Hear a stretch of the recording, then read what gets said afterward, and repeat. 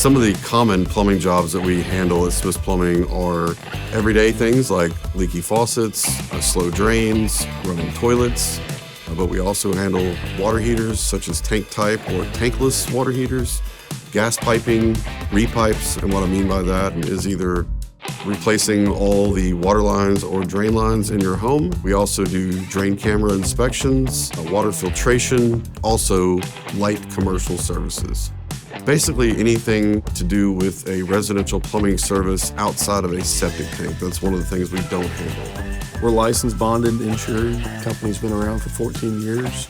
Our reputation speaks for itself.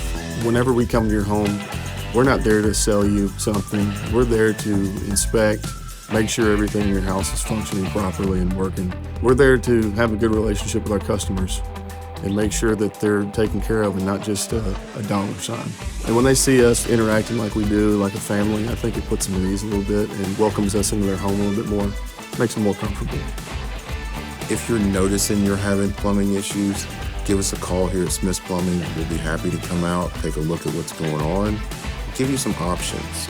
Not just come in and say, hey, this is what you need to do. We give you three or four options so that you can sit down and make the best decision for you and your family.